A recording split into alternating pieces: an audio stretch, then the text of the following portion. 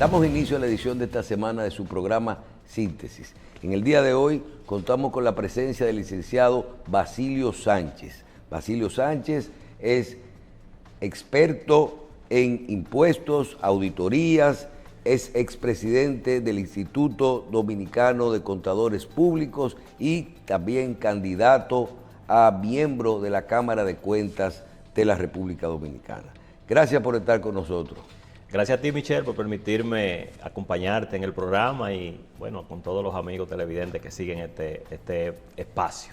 Hay que decir que el programa de hoy no es una entrevista normal, sino que quiero que compartamos unos temas de actualidad, sobre todo esto que tiene que ver, que está ocurriendo con temas fiscales, porque nos hemos dado cuenta que hay mucho desconocimiento en la población de qué es que se está hablando, de todo esto de los impuestos, de la reforma fiscal, y uno debe de conocer cómo funciona. Aunque lo suyo es más que todo que podamos explicarle a la gente de qué se trata esto de los impuestos, porque hay mucha confusión en esta parte. Iniciemos con la reforma fiscal. Vamos a hablar primero del país. Desde su punto de vista, que conoce la economía y todo esto, la reforma fiscal que procura buscar más dinero para el Estado Dominicano y que no fue aprobada y fue retirada en diciembre, dinero que sabemos que el país necesita, pero la reforma tenía unos planteamientos que uno ve que algunos de cómo incrementar las recaudaciones. Desde su punto de vista, primero, ¿qué le puede pasar al país por no lograr esta reforma fiscal? Y segundo, ese planteamiento que hubo de esta reforma, ¿era coherente desde su punto de vista? Yo vi que sacaba las exenciones, aumentaba algunos impuestos. Háblenos de cuál era el proyecto en sí. Bueno, Michelle, definitivamente que la propuesta de reforma era una propuesta, diríamos, poco convencional. Hacía muchos años que no se planteaba una propuesta que abarcara tantos sectores y ya, ¿verdad?, en conocimiento de todos, pues vimos el resultado fallido de esa propuesta. Evidentemente, pudiera catalogarse como un error el presidente retirarla de manera definitiva y no retomarla para afinar algunos detalles, por una realidad y una necesidad que el país tiene, y es que el país necesita los recursos para poder satisfacer necesidades propias de un programa de gobierno. Y evidentemente el hecho del gobierno decidir aprobar un presupuesto sin contar con esa reforma diríamos que es una decisión arriesgada para una gestión eficiente, porque evidentemente hay dos caminos: o continuamos endeudándonos, porque evidentemente los recursos tienen que salir de algún lado, o evidentemente el gobierno tendría que someterse a una política de restricción de gasto muy estricta, y esto evidentemente para cualquier gobierno es un camino muy difícil, una decisión muy difícil, porque estaría desamparando, diríamos, su norte como partido, como político, y eso diríamos que el país ahora mismo está entrampado en esa disyuntiva, y lo que nosotros preveemos que vendría es ir haciendo mini reformas, como de alguna manera ya la Dirección de Impuestos Internos y otras instituciones han venido desarrollando algunos planes de trabajo propios de la institución, que se pueden visualizar como si fueran mini reformas, pero desde el punto de vista administrativo. Cuando te dije que íbamos a hacer un programa dirigido a la gente, yo quiero que desarrollemos algunos conceptos para que la gente vaya entendiendo de qué se trata. Nuestra opinión, decimos, pero ven acá, nos dicen todos los días que aquí el gran problema de los impuestos no es que solo, es que pocas personas pagan impuestos. Y, por ejemplo, cuando se habla de impuestos sobre la renta, se dice que hay una evasión de más de un 50% por un tema de informalidad o por un tema de que la gente no quiere pagar los impuestos. También se dice que los impuestos no son los necesarios. El licenciado, para cobrarle los impuestos a todo el que tiene que pagar, yo digo, nadie quiere pagar impuestos, pero si yo me siento que mi carga es mucha, ¿por qué hay tanta gente que no paga y no se resuelve el problema cobrándole a los que no están pagando estos impuestos? No poniéndole una carga adicional a los impuestos que existen. ¿Es tan difícil trabajar con la evasión y la elusión? Es un punto muy, muy importante, Michelle, ese que aborda, sobre todo ese tema de la información que se sirve a cada momento sobre el porcentaje de informalidad que hay en la República Dominicana. Fíjate que en promedio se está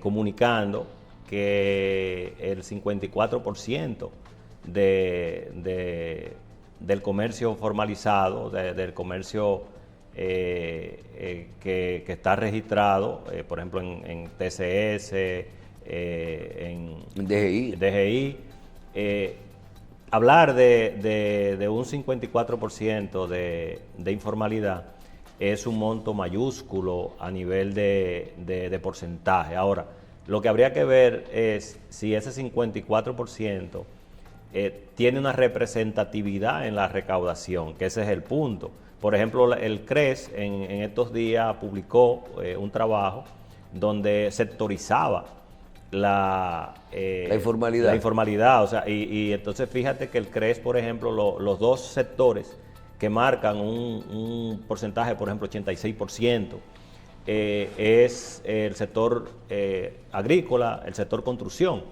Entonces, si vemos en términos recaudatorios, esos dos sectores no tienen un peso que pudiera esto como equilibrar desde el punto de vista de los recursos que se requieren. Evidentemente, hay que ir a la formalidad, eso es lo que corresponde.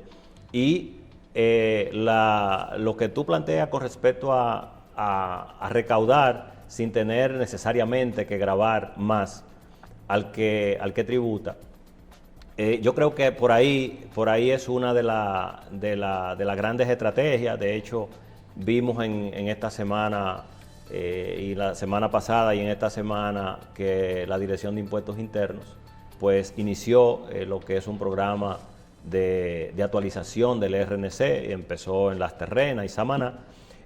Fíjate... ¿Y qué es actualización del RNC?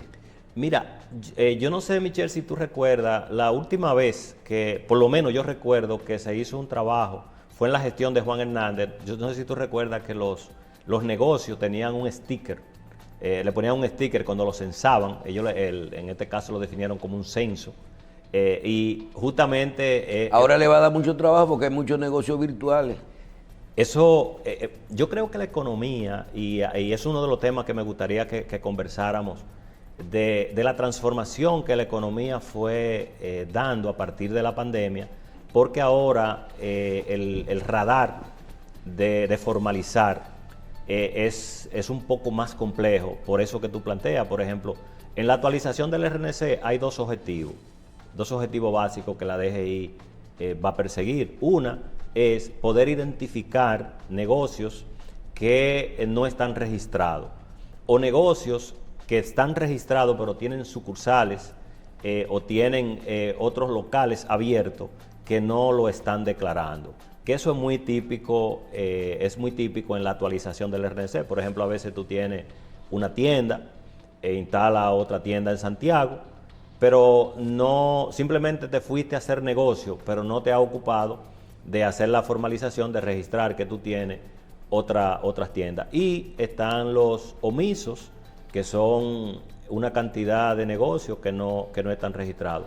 Como bien tú planteabas, Michelle, la transformación digital también está cambiando la regla de juego. Ya la DGI en su propio portal ha indicado o ha establecido que tú tienes la opción de elegir dónde tú quieres que sean notificados los actos que la DGI pues emite. Por ejemplo, puede ser en tu propia oficina virtual, cuando tú abres tu acceso, ¿verdad?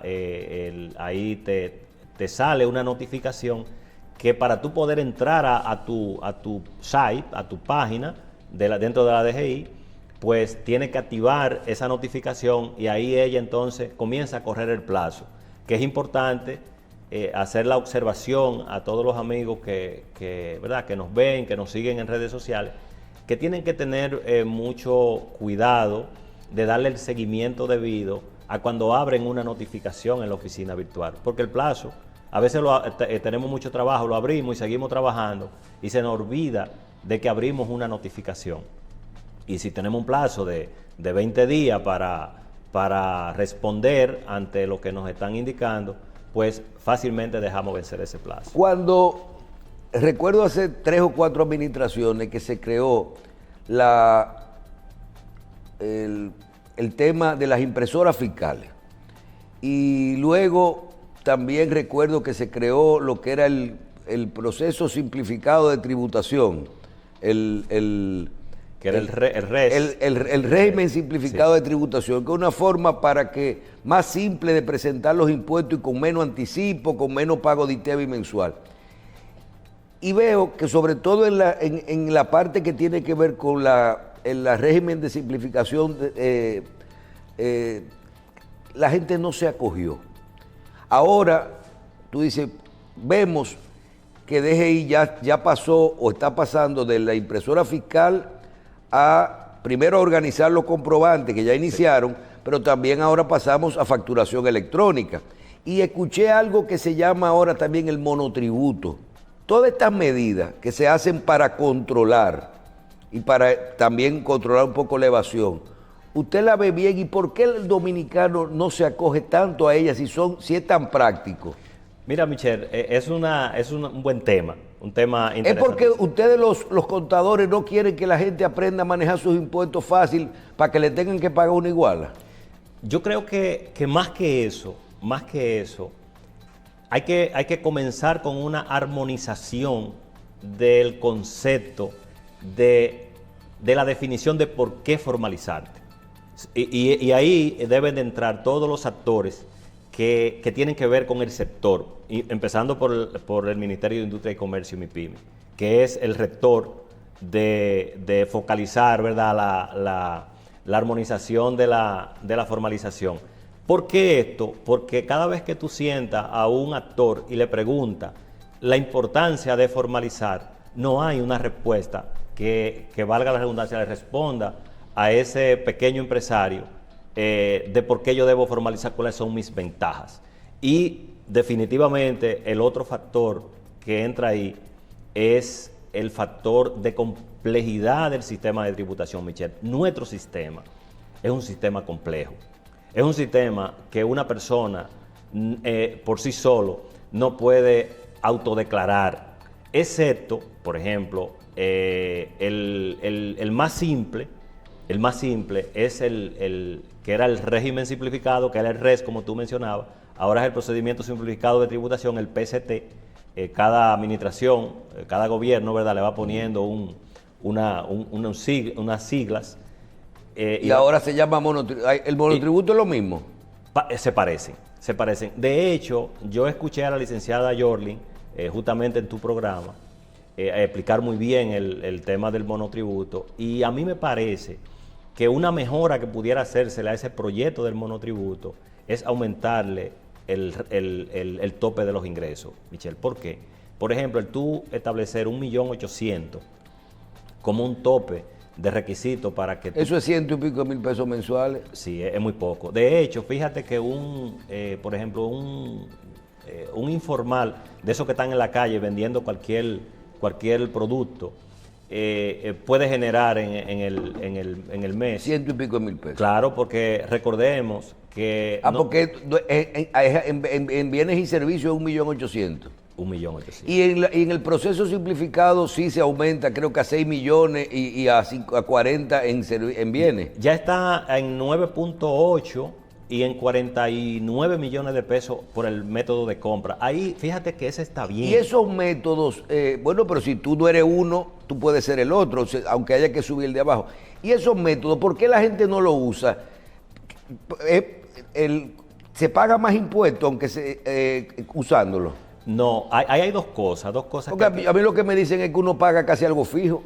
Sí, es correcto. De hecho, son procedimientos atractivos porque hay ahorro de impuestos, ahorro de costos, o sea, tú depende menos de los profesionales para el cumplimiento de la obligación tributaria. Sin embargo, una de las cosas que pudieran observársele a lo que es el mecanismo y a la actuación de la administración es que debería de ser más flexible en la aceptación.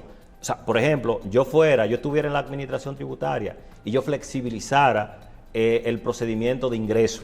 Porque no es automático, ellos tienen que aceptarte. Hay que aceptarlo, pero además el propio reglamento del régimen simplificado de tributación establece unas condiciones en la cual, por ejemplo, tú no debes de ser un contribuyente, diríamos, un contribuyente de ITEVIS per se, donde se observe que tú generas mucho ITEVIS, para ponerlo simple. Entonces eso es una causal de que puede ser rechazado. Entonces, fíjate que si lo que estamos persiguiendo es lograr que entren al sistema, lo correcto sería entrar al sistema y después comenzar entonces a ir evaluando y a ir depurando en función de esos atributos desde el punto de vista de impuestos, como en el caso del ITEVIS. El sistema de facturación electrónica funcionará bien. ¿Usted le gusta ese sistema? Mira, yo creo que... Porque a mí yo prefiero que todo el mundo lo tenga para que todo el mundo pague impuestos y a lo mejor me baja la carga a mí. Sí, eso es uno de los objetivos que logrará el sistema de facturación electrónica. Sin embargo, la DGI tiene que seguir evolucionando para ir simplificando el propio mecanismo de entrar al sistema, a pesar de que la DGI tiene un facturador gratuito, pero igual el facturador gratuito también exige una serie de condiciones, por ejemplo, tenerlo, ¿verdad? Los códigos de autorización, o sea, no es simplemente elegirlo, sino que hay que cumplir previamente con unos accesos que son naturales de cualquier uso de herramientas de sistema, pero por eso el tema del monotributo, porque el monotributo, así como el PCT, va a traer consigo una especie de compensatorio para los negocios que se van a encontrar complejos entrar al sistema de facturación electrónica, que de hecho ya en el 26 ya nosotros deberíamos de estar todos dentro del sistema de facturación electrónica. Bien, podemos hablar de facturación electrónica, de proceso simplificado de tributación, de monotributo, de muchos sistemas que puede crear la administración tributaria para hacer más eficiente su recaudación. Perfecto.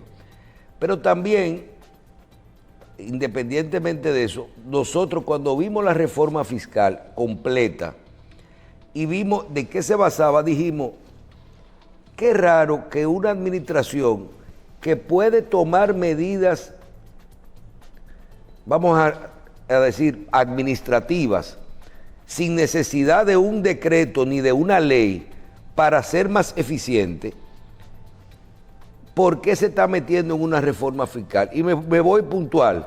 Yo dije, para tú aumentar el valor del IPI, que estaba en la reforma, yo digo, pero eso se ha aumentado varias veces y nadie ha dicho nada. Para ti ponerte el valor real de tu propiedad o adecuarlo un poco, la renta lo ha hecho siempre administrativa. ¿Por qué lo pusieron en la ley? las exenciones, se eliminaban muchas exenciones, pero al final se quedaba la educación, la salud y gran parte de la comida.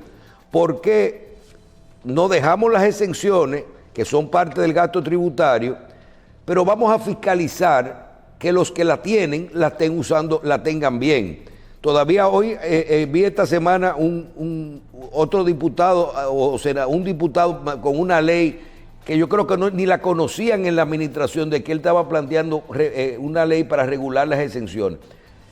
Usted va a hacer una película, usted no puede usar esa película para evadir impuestos o vender la concesión. Usted va a hacer un hotel, el aire acondicionado que usted va a traer, no es, si no es para el hotel, no es para usted venderlo en una tienda en Higüey.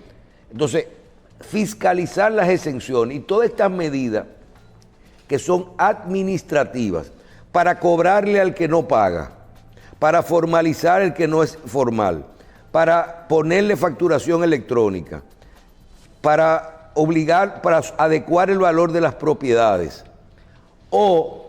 Y es donde viene, no se necesitaba ni crear una modificación tributaria, ni un decreto.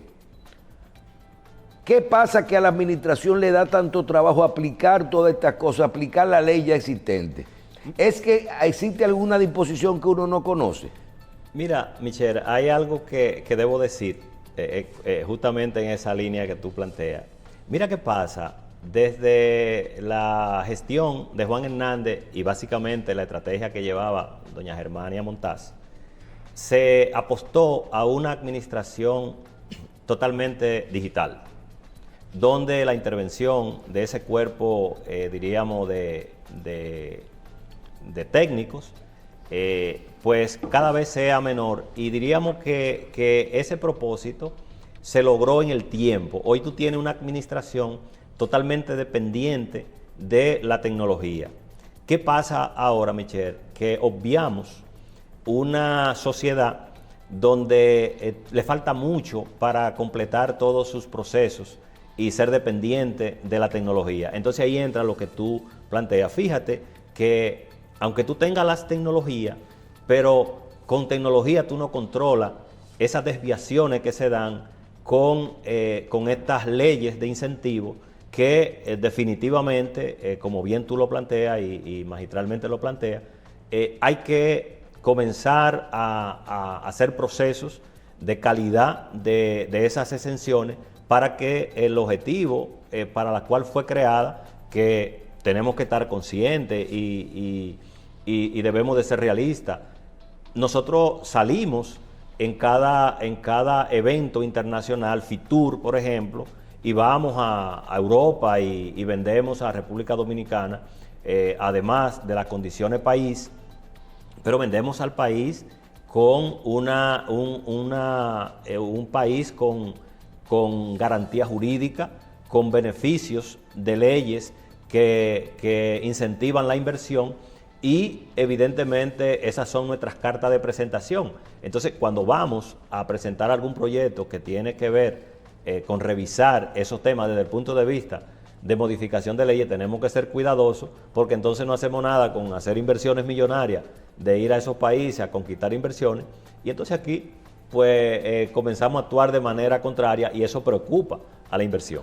Pero luego viene el tema en el que yo no me voy a meter mucho, que es el tema de las plataformas digitales, porque hice unos comentarios que me acabaron, en el que yo decía que el impuesto a las plataformas digitales no tenía que haber un decreto para regular las plataformas digitales. ¿Y por qué? Porque las plataformas digitales pagan impuestos. Lo que no se les está cobrando los impuestos porque no existe el mecanismo, no existía la regulación de la forma. ¿Por qué?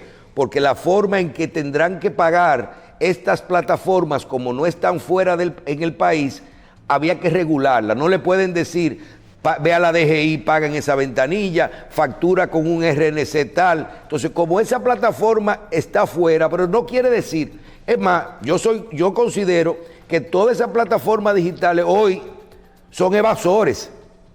Están evadiendo un impuesto que existe. O sea, no había que decir, vamos a cobrarle a las plataformas digitales. Lo que había que decirle, vamos a cobrarle a las plataformas digitales el impuesto que no están pagando. Y que por eso a mí me están cobrando más impuestos o me lo quieren subir. Entonces yo digo, ese tipo de cosas que la ciudadanía no entiende. Dice, yo no quiero que le pongan impuesto a la plataforma digital porque me afecta a mi bolsillo. Si yo pago $10 de Netflix, me va a subir el ITEVI, pero me va a subir porque Netflix no lo está cobrando, ni lo está pagando más para adelante. Este tipo de cosas que la gente no entiende, de que todo paga impuesto. No es que le estamos poniendo, por ejemplo, un impuesto a la plataforma digital, es que esa plataforma digital está compitiendo con los negocios locales. Y yo puse un ejemplo esta semana, digo, si sigue así, yo voy a sacar un Verifone y voy a abrir una compañía en Estados Unidos, de esa de $1,000, voy a poner un Verifone y voy a facturar mi publicidad por allá. Sencillito. Y voy a pagar mi publicidad por allá y ya yo no estoy haciendo nada porque ellos pusieron en un papel, dijeron que había que regular eso y que no se está cobrando. Pero eso no era, es obligatorio. Háblame de eso, de las cosas que no se pagan, pero no había que incluirla en una ley porque existe. Mira, 100% de acuerdo contigo, Michelle. Por eso se estableció por decreto esta regulación, viene vía decreto. Porque hay una realidad que debemos nosotros entenderla. Fíjate que anteriormente, y como bien tú lo planteas, la publicidad se manejaba a través de los medios impresos. ¿Qué pasó con los medios impresos? Que la tecnología, como mencionábamos, se llevó prácticamente los medios impresos. Ya pocas empresas dedicadas, por ejemplo, a informaciones impresas, lo están haciendo por esa vía. Están los medios televisivos, como este, por ejemplo, y fíjate que pagan sus impuestos, todo lo que tiene que ver con publicidad. Ahora, ¿qué pasó? Pero si una empresa va y compra publicidad en Google o en YouTube, donde sea, no paga impuestos y yo tengo que ponerle un 18 a la mía. Correcto. Entonces, fíjate, yo pienso que nosotros como sociedad, en este caso Dirección de Impuestos Internos y las instituciones que tienen que ver, nos quedamos atrás cuando empezó este proceso evolutivo de migrar hacia otros tipos de medios que están compitiendo duramente y aventajados con los medios tradicionales. Ahora, ¿qué pasa? Yo creo que el tema de los impuestos a las plataformas digitales eso tiene que resolverse por dos razones. Primero, el tema de la competencia desleal. La competencia desleal en dos sentidos, Michelle, es más fácil consumir un medio más barato y más barato que estar sentado, por ejemplo, en una pantalla cuando la vida ha dado un giro en cuanto a la forma de los ciudadanos o los humanos pues comportarnos. Entonces, definitivamente que hay un elemento que no se estableció como elemento atractivo, y es porque veo que en el decreto más bien se alineó la estrategia hacia el consumidor final. Pero ¿qué pasa? Fíjate que no solamente el consumidor final es que consume plataformas digitales. O sea, hay muchas empresas, muchísimas empresas, desde hace mucho tiempo, que su publicidad la están apoyando. Pero no se trata nada más de publicidad, se trata de que si alguien alquila, esa es otra regulación, pero un Airbnb, si te vas de viaje a España, tú no tienes que pagar ITEVI o tú debieras pagar el impuesto que hay en España. Pero si tú entras a Airbnb y el servicio se consume aquí, en una habitación en este país, eso no está pagando impuestos. Y debiera pagar impuestos.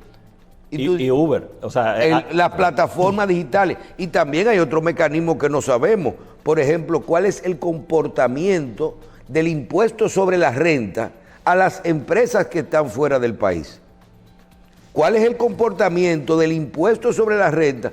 Si yo facturo, yo tengo una empresa offshore en Panamá, en Estados Unidos, una compañía americana, y yo facturo a un servicio en República Dominicana, ok, me van a descontar el impuesto, lo que sea, el ITEVI, pero ¿y cómo me fiscalizan el impuesto sobre la renta? Mira, ese es un tema súper interesante. Por eso, Michelle, se está hablando de la tributación internacional o tributación global.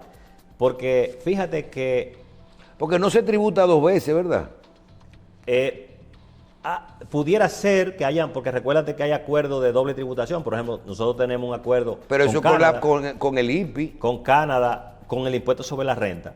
Igual, con Canadá y con el Reino Unido, nosotros tenemos acuerdos de doble tributación, pero también hay mecanismos de compensar el impuesto. Aún no existe acuerdo, pero hay algo importante que no quiero dejar pasar, Michelle, en ese mismo tenor. Fíjate que casi las legislaciones tributarias son territoriales, como la de República Dominicana. O sea, un ingreso que tú generas en un país X, si no tiene algunas condiciones que el código establece, como inversiones financieras y eso, o de acciones, no tributan en República Dominicana, porque nuestro código es territorial. Así hay muchos códigos a nivel del mundo y de la región. Entonces, ¿qué significa eso? Y voy donde tú planteas ese punto importante, que muchos de esos países, muchas de esas empresas que brindan esos servicios no pagan ni en República Dominicana ni en el país de origen, porque las legislaciones son territoriales. Entonces el ingreso que se genera, por ejemplo, por ese consumo Sí, a lo mejor tengo una zona exenta. correcto, o es territorial, porque si tú estás, por ejemplo, en Panamá y la legislación panameña dice que tú pagas por el ingreso generado en Panamá, por el ingreso se generó en República Dominicana, el alquiler de ese Airbnb se generó en República Dominicana, entonces ni paga renta en República Dominicana, ni paga renta en el país de origen de esa sociedad. Hay un amigo nuestro que dice que cuando tú quieres saber cómo está un país, le pregunta a los comerciantes. Yo creo que a quien hay que preguntarle es a los contadores, a los auditores, que son los que conocen definitivamente la estructura de beneficios, de costos, de cómo anda el sistema en este momento. Si yo le pregunto, ustedes que manejan cientos de empresas y de presentaciones, si le ponemos el termómetro, no a la economía y a la macroeconomía del país, sino al mercado dominicano, a las empresas, a la calle, ¿estamos bien? ¿Estamos más o menos o estamos quebrados? Yo creo que estamos en un momento de transición económica, Michelle. O sea, la economía, la macroeconomía va bien, pero la economía de manera integral no recibe la misma valoración. Y yo diría que hay un elemento que está incidiendo, Michelle, en el resultado de las recaudaciones sobre todo, y es que, por ejemplo, las empresas en los últimos 2 años han venido, como pagan anticipo en el cierre fiscal, lo que están haciendo es una especie de compensación de lo que me da pagar entre el anticipo y el resultado que está generando de liquidación de impuestos es poco. Y eso es un termómetro de que a pesar del crecimiento ¿verdad?, que se anuncia en el cierre de año 2024, pero en realidad en efectos impositivos no se observa porque como pago anticipo, compenso el impuesto liquidado y al final la diferencia no es muy a favor del fisco, y eso es un termómetro de que la economía, y viéndolos en lo macro, vamos bien, porque las cifras no mienten y vemos, por ejemplo, cuando vemos el cierre de un banco grande del país, vemos cuántos millones de utilidad generó. Entonces, la macroeconomía pinta bien. Ahora, la economía de manera integral no recibe esa valoración positiva. ¿Usted le recomendaría a los que son parte ya del sistema, que vean todos los procesos estos de simplificación simplificada, de monotributo, y que a ver si se pueden ajustar para mantenerse al día. Yo no hablo nada más de la carga fiscal, sino de la carga operativa, de las presentaciones periódicas. Hay mucha gente que no entiende lo complejo que es una presentación, lo que es un comprobante fiscal, lo que significa, usted quiere su factura con comprobante o sin comprobante. Aquí la gente no entiende por qué, ni para qué esto funciona. ¿Qué usted le diría a la gente? Mira, yo diría, Michelle, que hay muchos elementos a tomar en cuenta en toda esta estructura que tú mencionas. Porque, por ejemplo, fíjate que el gobierno acaba de aprobar, o sea, el Ministerio de Trabajo y la mesa tripartita acaba de aprobar un 20% fraccionado de aumento de salario. ¿Qué significa eso? Que no solamente es el aumento del salario directo, sino que se ajusta la tesorería de la Seguridad Social, porque hay una regla de sumar los salarios y dividirlo, y se establece lo que es el salario mínimo nacional para pagar la TCS, que ese es uno de los temas que poco se habla, Michelle. O sea, yo puedo tener un salario mínimo de 15,000 pesos, pero cuando tú lo sumas con el de 27 y lo sumas con el de 29 y lo divides entre 3, no te da 15, te da 18 el mínimo. Pero tú a tu empleado, cuando le paga, no le paga 18, tú le pagas 15. Pero para fines de la tesorería te calcula el impuesto En base a 18. En base a 18. Que se entiende porque es una regla. Sin embargo, a nivel del costo de ese pequeño empresario, esa no es atractivo. Entonces, por eso cuando hay esta corrida, además, algo que no se evalúa cuando se hacen estos ajustes, y es que cuando tú tienes, por ejemplo, un empleado que gana 30,000 pesos y tú le ajustas el mínimo a aquel que no es un empleado técnico, no es un profesionista, pues lo lleva a 29, entonces lo acerca mucho a 30. Entonces tú estás obligado a resolver entonces el que no es mínimo. Claro, a empujarlo. A empujarlo. Y eso es positivo, pero solamente como tema de evaluación para que veamos el comportamiento de la economía en cuanto a costos de las empresas. Ahora, ¿qué pasa con la carga tributaria, Michelle? Que es el punto, diríamos, que nos ocupa. Yo diría que hay cosas que, aunque tienen un efecto contrario a lo que persigue el gobierno, fíjate que nosotros desde el 2015 no ajustamos por inflación la exención contributiva anual, Michelle. Y yo pienso que ese es un mal mensaje que los gobiernos, no solamente... Usted lo que habla es que la persona que ganen más de 35,000 pesos, eso debiera estar como en 50 ahora. Debería estar como en 50. Y es un buen mensaje. Yo vi un caso esta semana, oiga bien, una persona que ganaba 35,000 pesos exactos y no pagaba impuestos sobre la renta, porque hasta ahí era la exención. Subieron el sueldo, los sueldos, y a él le subieron el 12% que le tocaba ahora, porque en su empresa lo subieron a todo el mundo, no solo al salario mínimo, se lo subieron a todo el mundo. Le subieron el 12% del salario por lo que ya él paga, pero entonces en ese rango paga 15% de impuestos sobre la renta. Correcto. Paga, pero no han subido la exención. Exacto. Entonces, esa persona ahora recibe menos de lo que debió recibir. Así es. De hecho, es un ejercicio injusto. Cada año que se aprueba la ley de presupuesto, siempre, claro, eso obedece a la ley de estrategia nacional, que tiene unas condiciones para especiales. Pero hablábamos, por ejemplo, de cómo me siento, ¿verdad?, como ciudadano, como contribuyente, y no es agradable, no me siento cómodo, porque hay una serie de factores que se van dando que no me da esa, diríamos, esa motivación, porque hay factores que vienen o que intervienen, como el tema de la percepción del uso correcto de los fondos públicos, que ese es otro tema. Fíjate que o sea, hay muchos factores. Entonces, nosotros como sociedad y las instituciones que juegan, ¿verdad?, el papel de reguladores, tienen cada día que dar mejor mensaje para que la percepción de la sociedad pueda sentirse, decir, bueno, mis impuestos están bien administrados, o sea, hablar de que una Contraloría de la República está haciendo su papel, de que una Cámara de Cuentas está haciendo su papel, y evidentemente la justicia que recibe al final ¿verdad?, esos resultados, haga su papel. Licenciado, nos quedan unos minuticos y no puedo perder de hacerle algunas preguntas puntuales.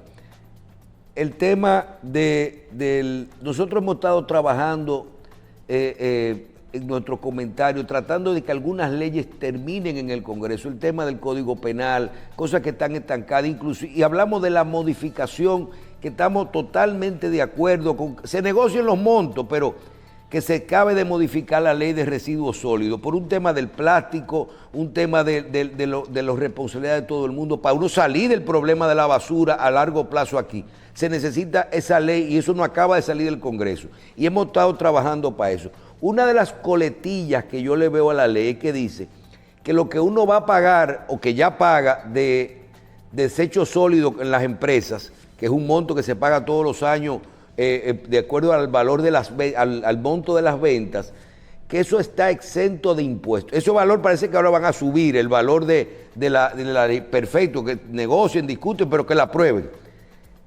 Es cuando te dice a ti que ese monto se va a deducir del impuesto sobre la renta. A veces la gente no entiende, ok, tú estás pagando 100 pesos, pero esos 100 pesos tú lo vas a dejar de pagar de impuestos, tú lo deduces de tu impuesto sobre la renta. Es así. ¿Qué significa deducir eso? Lo considera como un gasto. O sea que tú lo que deduces es un 25. Exactamente. O sea, no es que tú lo deduces al 100%. Correcto, el 27.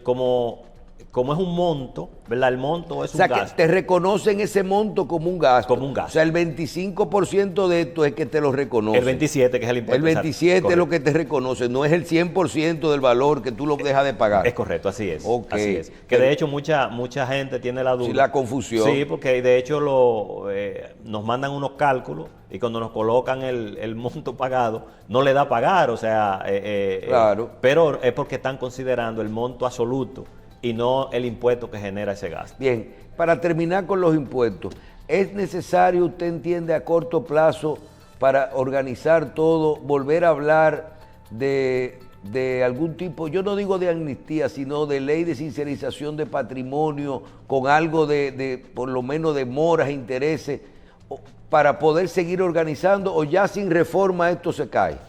Yo pienso que... Porque toda reforma trae ciertos niveles de amnistía y eso, sí, pero se quedó todo en el aire. Yo pienso que reintroducir una ley parecida a la ley de sincerización sería una misa de salud en estos momentos. Definitivamente, Michelle, el gobierno necesita los recursos. Esa ley, ese proyecto de ley que se puede introducir puede aliviar bastante, porque recordemos que ante toda esta presión que el presidente Trump está motivando a nivel global. No pueden ir muchos capitales. Totalmente. Y sobre todo, fijémonos, la situación que está padeciendo Canadá, en México y China, que tienen inclusive elevados ya recursos ante la OMC, ante estas pretensiones de Trump y sobre todo, fíjense también que Trump acaba de plantear en el Congreso la eliminación de los fondos para el tema de los semiconductores.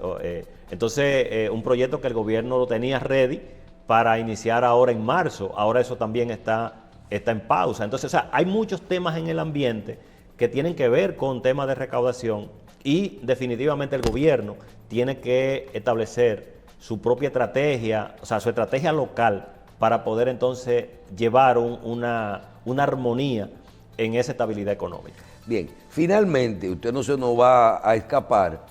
Yo quiero hacerle un cuento. Nosotros tenemos 2 o 3 amigos que nos hemos dado cuenta que se están postulando, lo vimos en una entrevista el otro día, para miembro de la Cámara de Cuentas. Vi a Leonardo de León participar en esto, creo que la misma Claudia Almonte, que hoy trabaja es una experta en prevención de lavado de activos, y usted, Basilio Sánchez, contador, expresidente del Instituto de Contadores Públicos Autorizados. Recuerdo todas esas discusiones suyas con las administraciones y digo, ¿para qué ustedes se están metiendo en eso? Gente que no van a coger línea, que saben cómo se maneja todos los números, y vemos que se están presentando a una posición tan difícil, con tanto riesgo, y sobre todo que cuando se metan ahí uno sabe que dice, este no es que le van a decir que deje la auditoría para mañana, o que cambie un 0 por un 1. ¿Por qué esa decisión? Y en el caso de usted lograr ser miembro de la Cámara de Cuentas, ¿qué usted le dice a la gente? Aunque no creo que la gente son los que vota, son los políticos, pero ¿qué usted le dice a la gente? Mira, Michelle, nuestra motivación a aspirar o postularnos para que el Congreso pues evalúe nuestro perfil está motivado en la razón de que la Cámara de Cuentas ha caído en un limbo que le está haciendo mucho daño al sistema en sentido general. O sea, sobre todo, fíjate que hablábamos ahorita del tema de motivarnos a pagar impuestos. Entonces, cuando tú ves que estas instituciones pues pierden el norte, por las razones que sean, evidentemente uno como ciudadano y como profesional uno se preocupa o se debe de ocupar. Y eso entonces nos motivó a presentarnos ante la comisión designada para evaluar a los posibles, ¿verdad?, a los próximos miembros de la Cámara de Cuentas. Definitivamente que el trabajo que tiene por delante los futuros miembros de la Cámara de Cuentas es un gran trabajo, Michelle, porque cuando tú revisas diríamos lo que son los programas de auditoría que se han venido presentando, estamos hablando de auditoría 2015, 2016, 2017. Sí. Entonces, ya no tienen razón, o están prescritas o ya no tienen razón de ser, o si tenían el dinero ya no va a aparecer para quitárselo. Exacto, yo creo que hay un cambio de cultura que tiene que darse en el rol de la institución, porque claro, hay muchos trabajos atrasados, hay que ver cuando se llegue ¿verdad?, al Pleno y revisar el estatus para ver las estrategias de ese plan de auditoría, pero lo cierto es que hay que hacer un trabajo combinado, más fresca con la de atrás, para que lo que está sucediendo hoy pueda tener respuesta en un corto plazo, porque vamos a suponer, si tú fuiste un funcionario que hace ya 8 años que dejaste la función, es un absurdo desde el punto de vista de lo que representa tú atender un reclamo de una auditoría donde hace ya 8 años que tú saliste de una institución, tú no controlas nada, tú no tienes acceso a informaciones que te permitan a ti defenderte. No es que va a ser la auditoría, diríamos, en el momento de las transacciones, pero sí tiene que esos tiempos modelarse para que podamos tener resultados y la sociedad pueda también valorar a esta institución con su rol natural, porque el rol natural es lograr que el que administra fondos públicos pues lo haga de cara al cumplimiento de la ley, ¿verdad?, y a la transparencia. ¿Y usted cree que resisten todos esos funcionarios que le cuadren su presentación a la Cámara de Cuentas con lo que ellos pagan en impuestos internos? Eso no lo resiste nadie.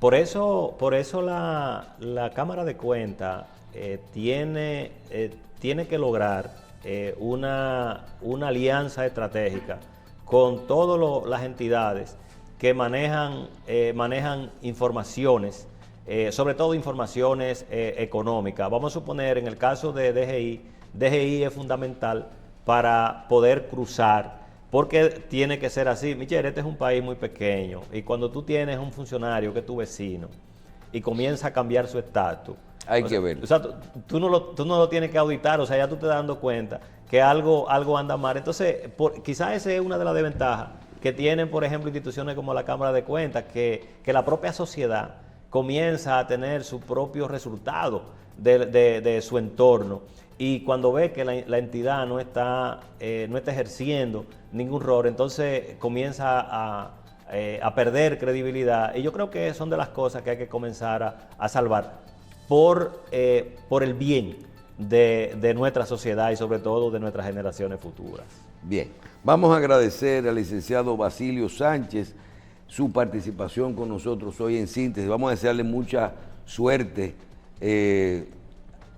al al licenciado con esto de la Cámara de Cuentas y aunque yo creo que quien tendría suerte seríamos nosotros los dominicanos si tenemos gente que realmente puedan fiscalizar, auditar todo lo que es y cumplir al pie de la letra todo lo que es la función de la Cámara de Cuentas de nuestro país. Yo creo que ahí que está todo, es ver cuál es la atribución que tiene y cumplirlo, no importa cómo, pero tratar de poder poner todas estas instituciones que reciben fondos públicos y funcionarios a rendir cuentas sobre su patrimonio y sobre sus acciones. Gracias, licenciado. Muchas gracias, Michelle. Desearle a los miembros de la Cámara de Diputados de esta comisión que Dios lo ilumine para que puedan elegir los perfiles que ellos entiendan que puede representar de manera ejemplar a la Cámara de Cuentas. ¿Cuándo sale eso, esa